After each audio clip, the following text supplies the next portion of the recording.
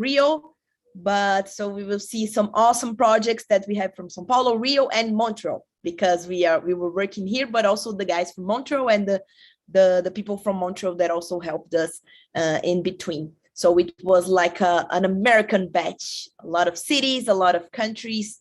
So you'll see awesome projects, different subjects, and awesome projects tonight. First, I'll start talking about, just a second, I need to talk first about Wagon. So here, for those who don't know us yet, Wagon is a way for you to change your life. So to change your career, to learn a new tech skill. So Wagon is a tech school. We can teach you in 9 or 24 weeks to code or to data scientists, some data skills. We are the first coding bootcamp in the world. For 5 years, we are ranked in the best websites that ranks the coding bootcamps. And we are for 5 years in a row, the best coding bootcamp. We are very proud of it.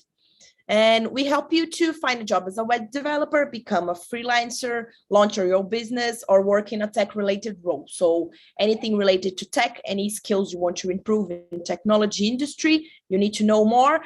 We are here to help you to grant you these abilities.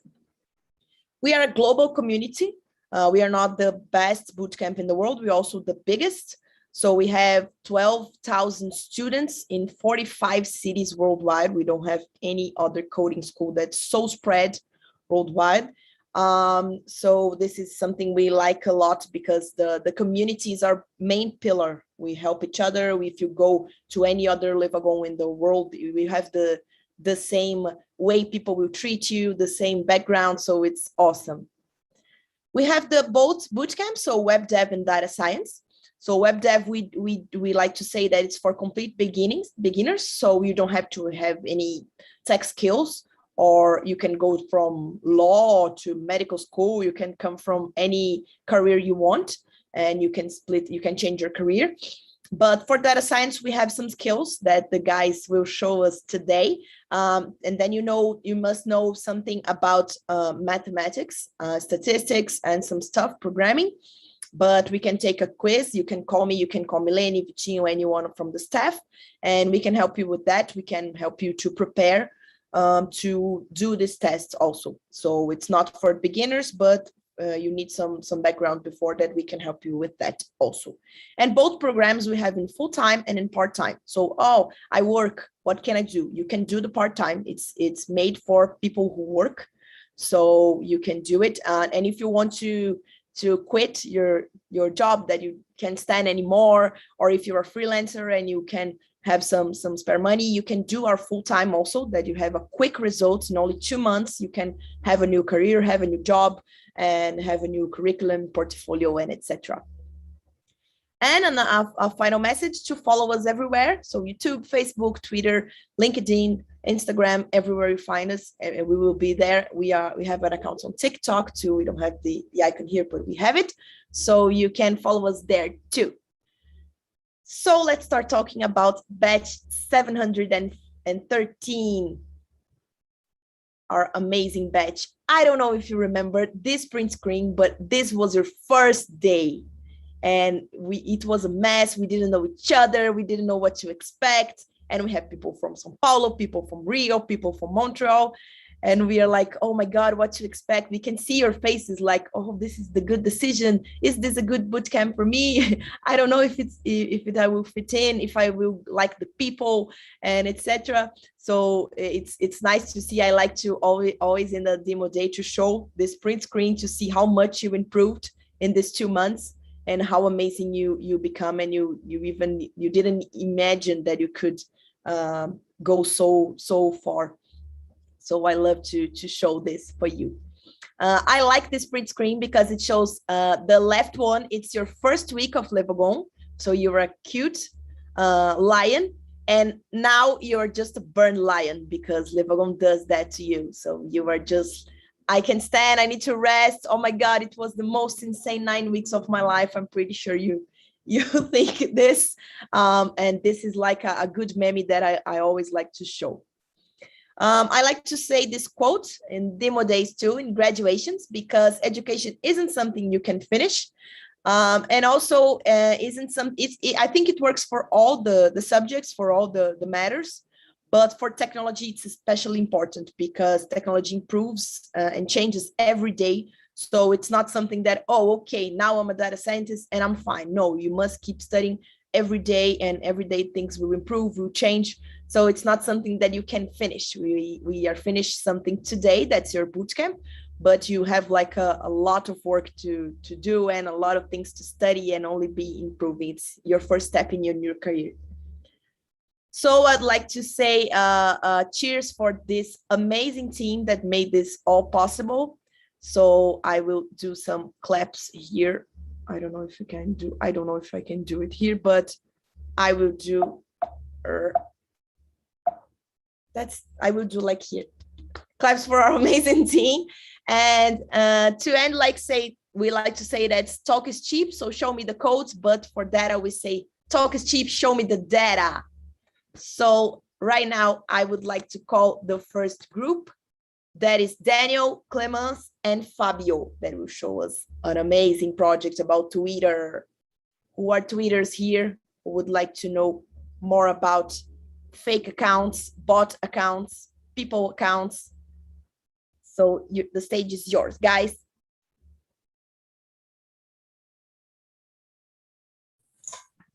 Okay, then I'll start.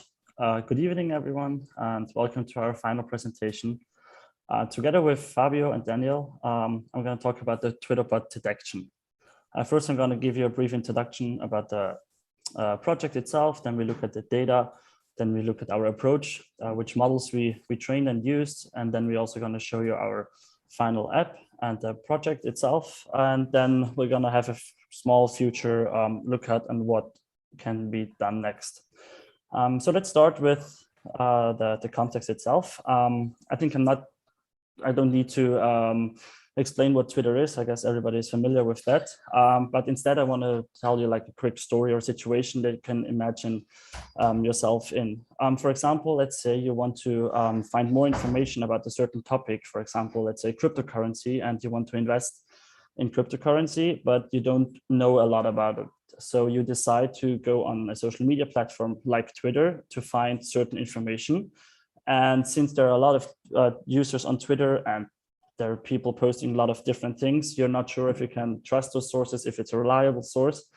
So you're a bit confused whether to believe it or not. So we thought of a solution where we create a model that can detect whether a Twitter post was written by a human or a bot.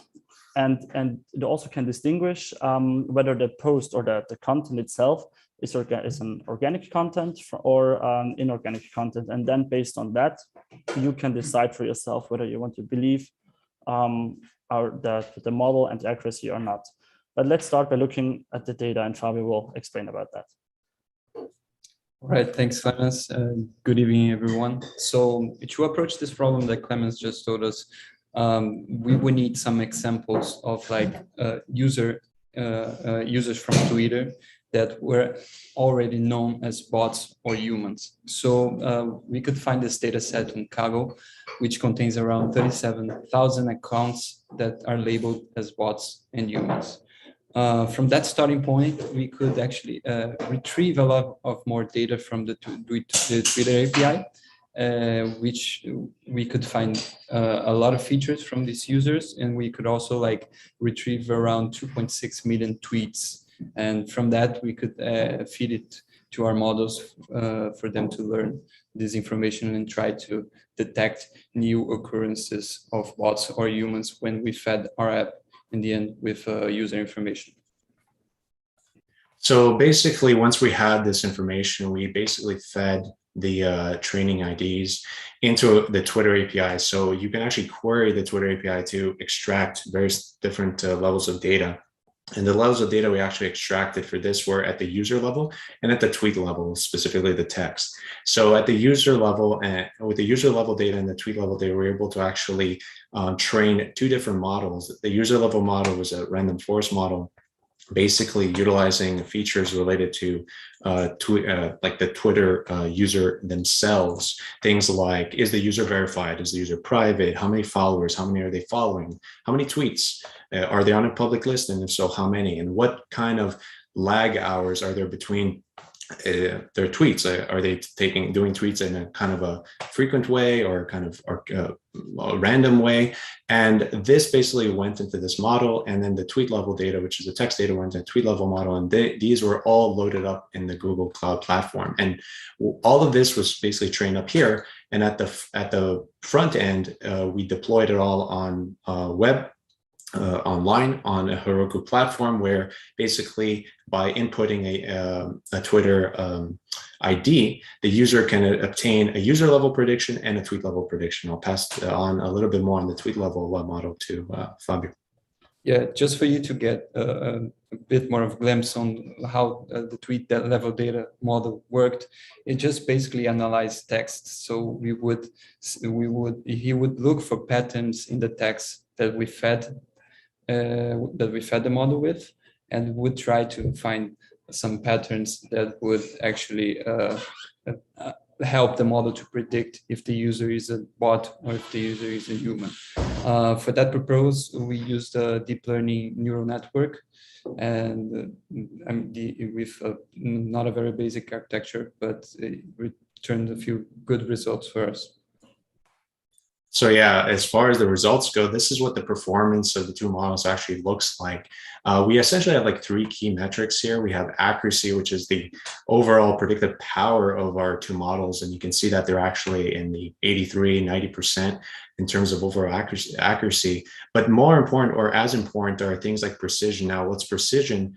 That's basically, out of everyone that we predict our bots, how many of them are actually bots? So basically, how precise is our prediction? And that basically falls in the point like 5 out of 6 times, 4 out of 6 times, basically 80 to 85%. And our recall is essentially equivalent to saying, out of all of the bot population, how much is the model actually catching? Which is about 80% for our user level and about 40% only for our tweet level, but they work together in tandem. And it's important to kind of understand that there's actually kind of a trade-off between these two, right? Because the more that you want your model to predict accurately, the more there's a bit of a trade-off in terms of what it can catch. But our trade-off is quite good. So without further ado, let's actually look at the front-end model here. So welcome to the Twitter bot recognizer. And it's very simple. It's simply asking you, well, is the user a bot or a human? Let's find out. So when I input my username, it says that I'm definitely a human, and it provides a 79% certainty for the user level model and a 91% certainty with the other one. So both will predict that I am human, which is very encouraging. But I'm a nobody, so let's actually try out somebody who's popular, such as the current sitting president of the United States, Joe Biden. So when we run his user account, let's see what that provides back.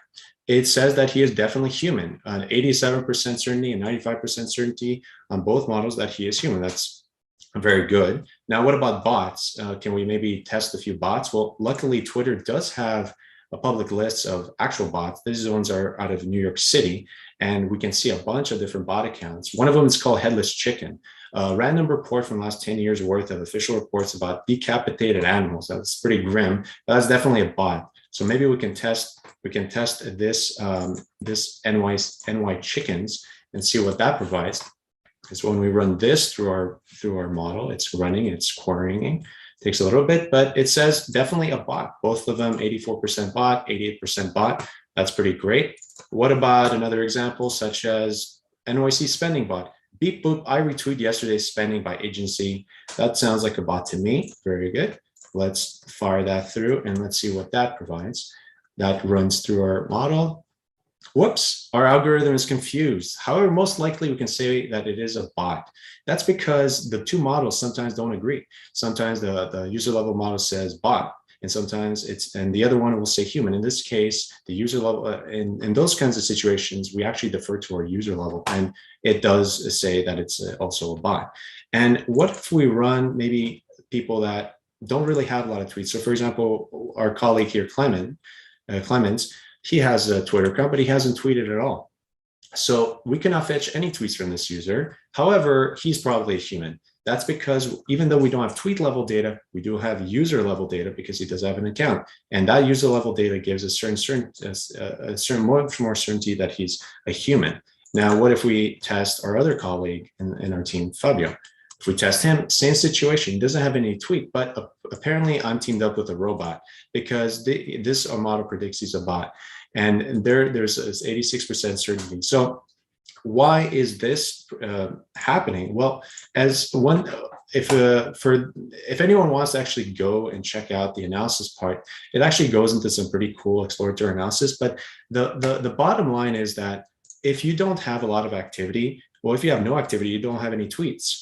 And if you don't have any tweets, you don't have any tweet level data. You only have user level data. And without any, and the user level data, as we kind of talked about before, actually uses activity that's also tweet level. So it's dependent on tweet activity. And it turns out, and unsurprisingly, that a tweet level, a low activity bot is much more difficult to distinguish from a low activity human. However, high activity bots are easier to distinguish from high activity humans. So that's totally normal. And that's definitely something that comes out from this project. So now let's now return and talk a little bit about where to take this project next if we were to continue. Thanks, Daniel. So let's have a quick future look at. We divided this part in 3 parts. Let's start with the back end. Models can always be better. In order to improve our model, we want to include more languages. The results that you've seen now are only trained on the English language, but we can add like Portuguese, Spanish, Mandarin, whatever, to our model and train it based on that. We can add more features. More features give us a bit better variety of the results. And the most obvious thing as well is like more data. The more data we have, the better we can predict, because our model can train on various situations. And then the mid-end is like we would need more computing and storage power, especially in order to run our NLP model in the Google Cloud platform, because like with our local storage and our local computing power, it would take ages and probably would never finish. So in order to get a better performed model, we would need those features as well. And then finally, the front end, we could always improve and develop the things that Daniel just showed us, and to get, for example, a better accurate percentage score for both models. With this, we conclude our presentation. I hope you enjoyed it, and we thank you for your attention. Woo! Love it. So now we have some ways to check for information and to check for fake accounts, or at least a bot, if it's a bot or it's a person.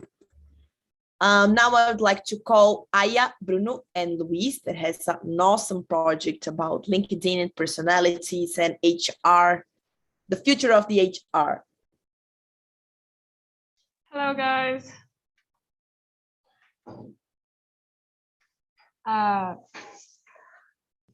So with my mates, Luis and Bruno, we decided to explore the comments and the relation with your personality. Can your comments on social media reveal your personality? First of all, what is a personality? Every person on Earth has a unique way to perceive and interact with others. And this is kind of called a personality, and it interferes also in the way we make decisions every day. So before we proceed, fun fact number 1 is that according to Springboard, the best personality traits to become a good data scientist is INTP. We can check later if you correspond to this personality or not. Why is it useful in human resources? Like, recruiters believe that some jobs are more tailored for some personality types. So it may happen that they ask you to pass a personality test and to decide on the process based on that. But what if you really, really, really want the job and you happen to not answer with your true self nature? Here come our projects that is a complementary approach to the tests you can take and to the MBTI tests that our project is based on. There's a fun fact. It's that we know that introverts don't interact that much in real life, but in fact, on social media, they're the ones to talk the more and to comment the more. This is like a fun cloud we made with all the comments we got in our data sets. And this is like usually how people express themselves on social media using this word. Let's go to the demo. So as we talked about social media, we made our interface kind of like a social media where you comment on posts and we can try to guess your personality. So I'm gonna take a guess before taking the test. Let's put ENTP. First question, talk about myself. My name is Aya. I am 24 years old. I love horses. Submit. What are your thoughts about this tweet? This tweet is like the most commented of 2020. That's why we chose it. It's very funny, but a bit scary too.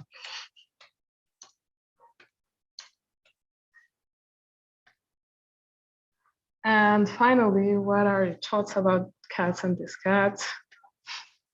I love cats, and this was my mood today.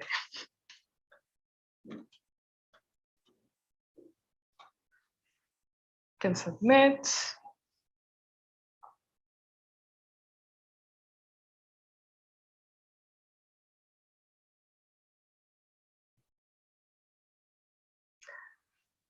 I am actually INFP, so I got the right answer. And now let's talk about the technical approach, and I'm gonna let Bruno say some words. So we worked in two different data sets.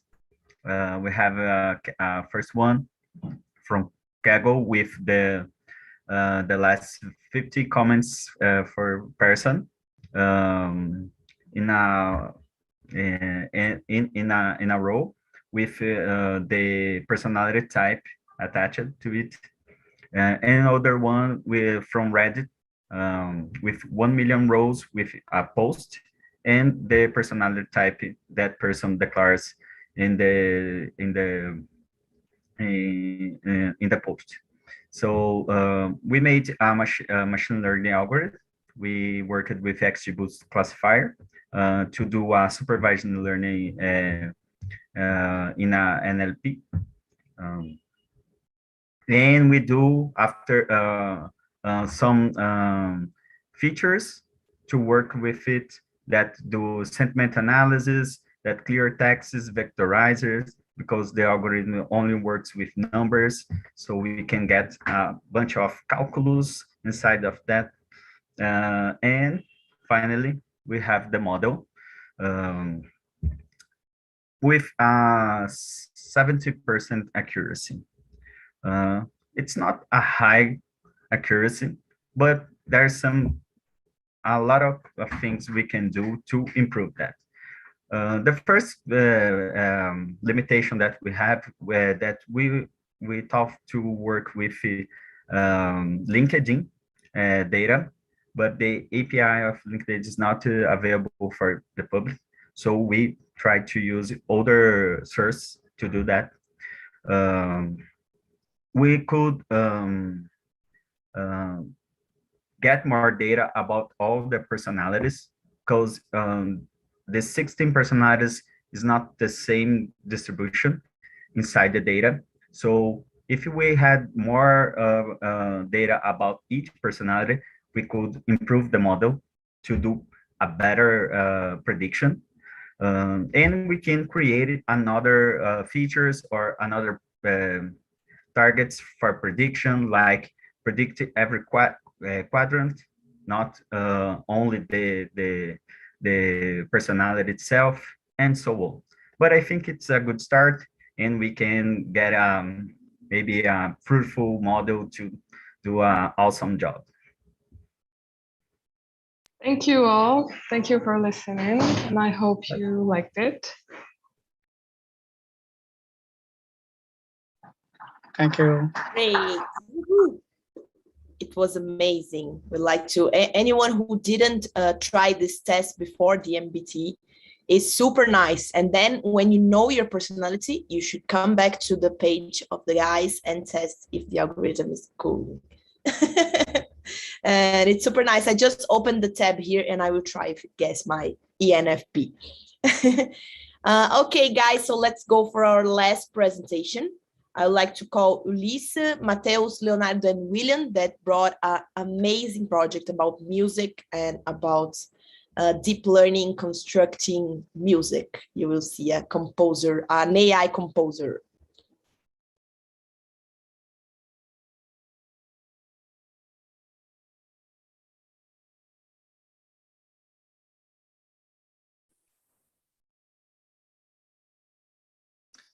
All right.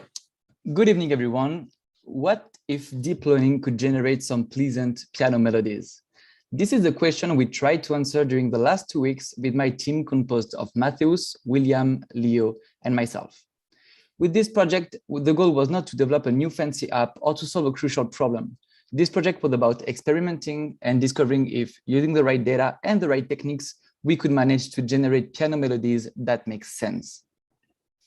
Before diving into the processes and results, let's talk a bit about the general approach we undertook. As you can see on the screen, we have a line of squares where each square represents a piano note, like do, re, mi, fa, etc. So what we did is we took a sequence of squares, such as the blue ones, so a sequence of notes, and we tried to predict the next one. Here, that would be the red square. And we did the same thing in order to predict the orange one, and so on and so on. Technically, how does it work? What you see here is a classic neural network structure, nothing to be afraid of. To generate the results, we first imputed the sequences of piano notes in the orange cells, and then we let in the green cells the magic happens, the mathematical magic happens, to finally find our output, the new note in the red cell. And we repeat this process over and over again in order to have a bunch of new notes that would form a brand new song. Let's quickly talk about the data. The first data set was grouping NPZ files, which were songs made of 5 instruments. And the second one was grouping MIDI files, which were piano pieces from classical composers, like, for example, Chopin, Beethoven, or Mozart. Now, let's dive into each model we developed and their associated results. So in the first process, we used the NPZ files, which contain 5 instruments per song. Therefore, we needed to take the piano notes out of this 5 instruments group and then create the sequence of notes as I showed you earlier with the blue squares. We passed these sequences into the neural network and voila, we get a new note. We did that a couple of times and stack all the new notes together to get a new playable song. So let's listen to it, but before, you should know that these are sound waves, not actual piano notes.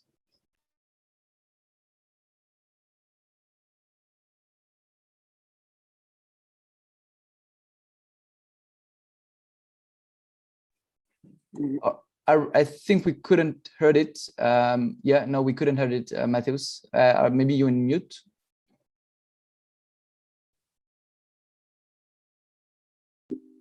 Yeah, I think.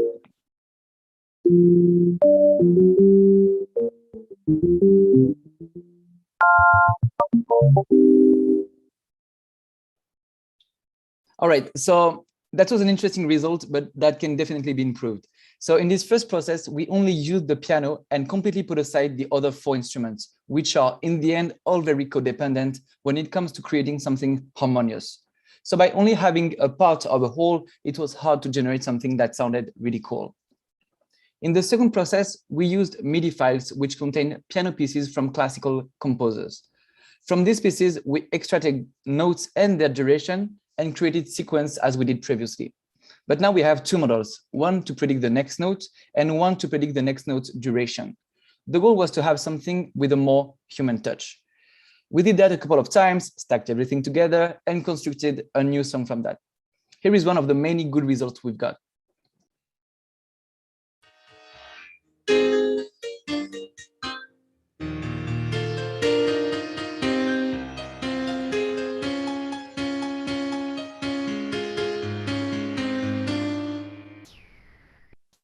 That was pretty awesome.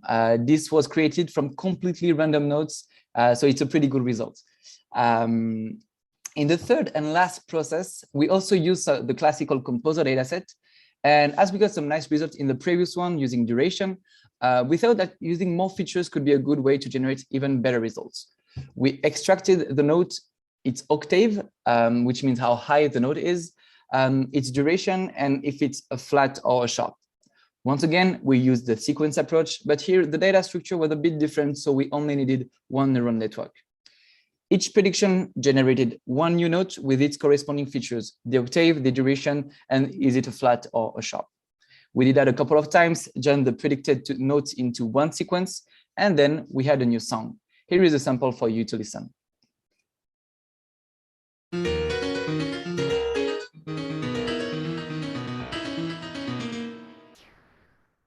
Once again, a pretty cool result. But now let's do a quick demo of a new, never heard before deep learning generated song. We deployed our app on Heroku, and here we have the possibility to generate random notes. These 3 random notes will be taken by the model, and the model will predict what should be the next ones from what it had learned in the past. So now with that, we have some notes. Let's generate a new song. And just for you to know, we strongly advise to download the MIDI file and play it in a software like GarageBand for Mac, or maybe the standard player for Windows, because the audio will be way better. It will be actual piano notes. So let's listen to this.